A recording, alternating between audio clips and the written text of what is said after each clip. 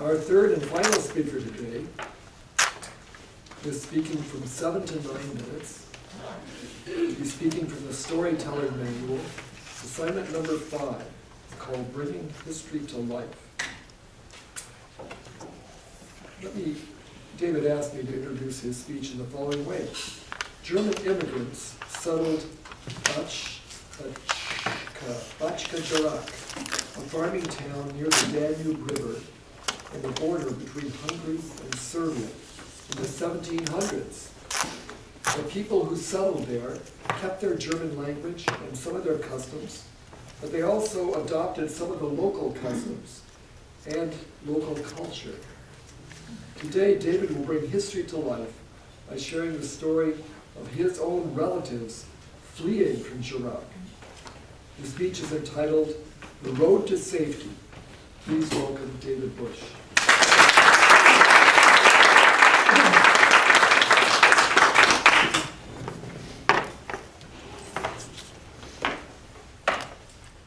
As 5-year-old Trudy went to bed on October 16, 1944, the images of bombers flying overhead and the Romanian Germans who had fled through their village 2 weeks earlier passed through her mind. That evening, she dreamt she was on the main street of Yarak, the village that they lived in, and soldiers were rolling a bomb towards her. The villagers around her were yelling, "Run! Run!" But she was so scared she could not move. She woke up from the dream shivering to find her mother packing their clothes and some food for them to leave. Now you may wonder, how did my family get there in the first place? My grandmother, Eva Gairm's parents, grew up in Cleveland, Ohio, but moved the family back to Yarak in 1932 when Eva was 12 years old. At 18, Eva married Peter Bloser, a school teacher there in Yarak, and a year later, my mom, Trudy, was born. Since Peter was a school teacher, he was not drafted into the army immediately. But as casualties mounted and many of the young people from the village died, he felt the pressure to join.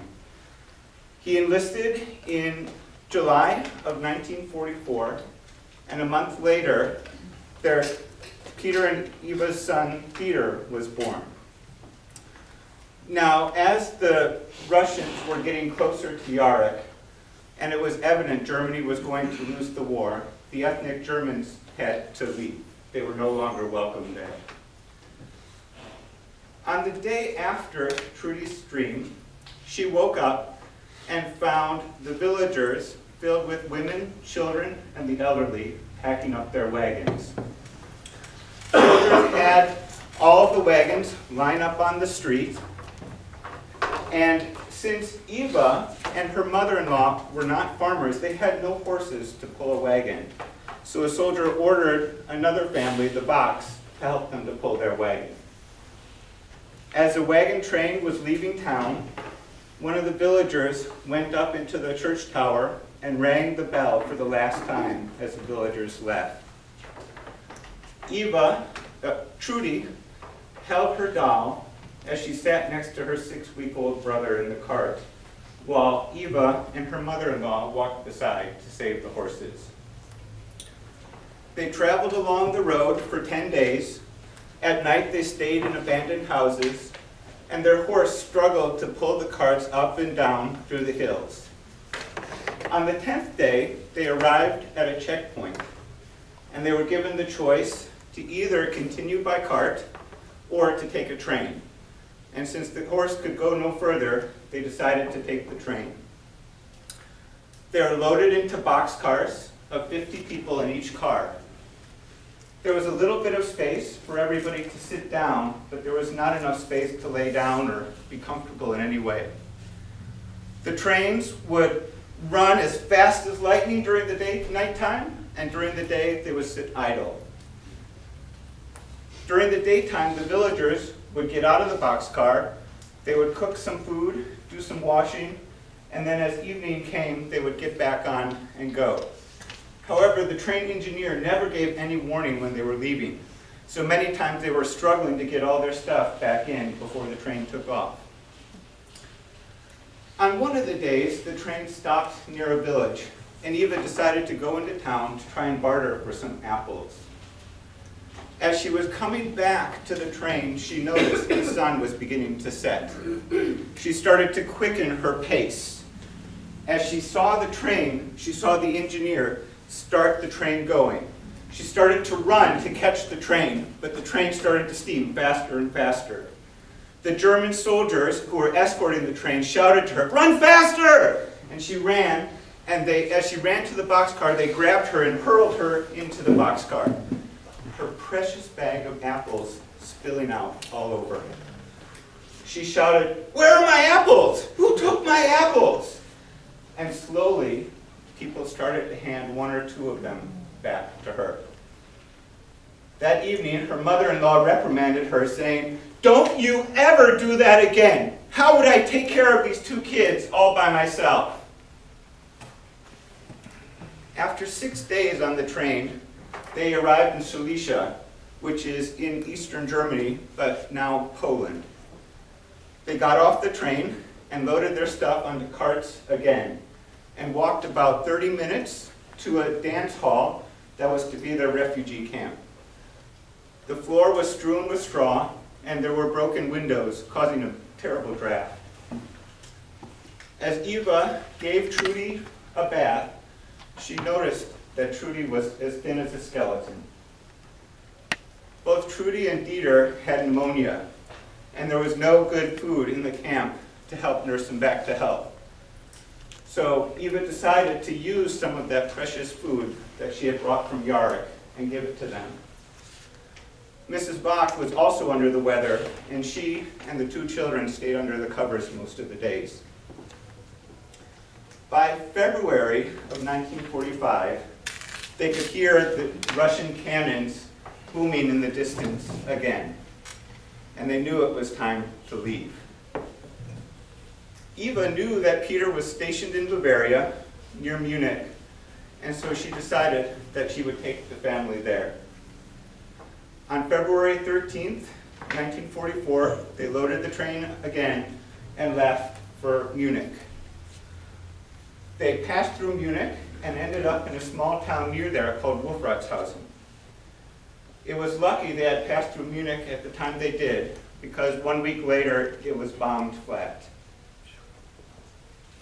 In Wolfratshausen, Peter helped them to find a small room to use, to rent, but he was quickly sent back to the battlefront.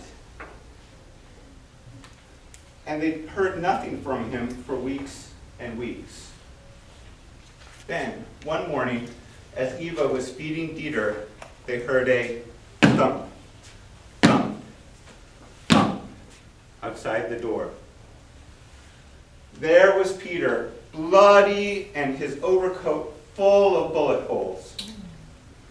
As he went in and sat down, he told them the story of the last battle his unit was in. On the way to the battle, he noticed a very heavy helmet on the ground, and he took off his thin, standard issued helmet and put on the heavy helmet.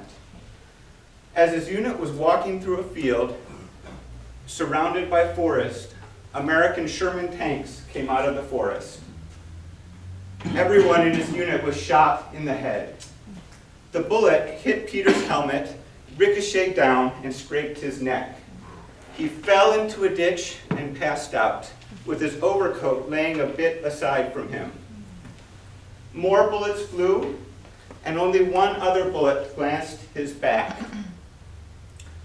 When he woke up, he found his field silent. The tanks were gone, and everyone in his unit was dead. He made his way to the local field hospital and actually ended up in a room with an American POW. And he told the American POW about Eva's parents who had moved back to the US before the war had started. And he actually took the address of Eva's parents in the US out of his shoe and showed it to him, and they started to become friends. Now, since he wasn't mortally wounded and the war was ending, the doctors there told him he should make his own way back to his family. And so he hobbled along and hitchhiked from place to place until he made it back to Wolfratshausen. At the end of the war, Eva used her U.S. citizenship to get a passport and took Trudy and Dieter on a troop transport ship to New York. Peter had to wait 1.5 years because he had been in the German army before he could join them. As they met Eva's mother in New York, that feeling of relief passed through them. As they traveled back by train to Cleveland, they were so happy to be safe and start a new life in America.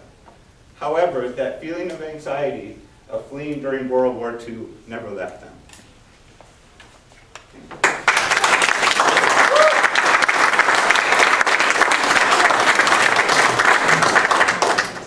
Thank you, David. Thank you so much.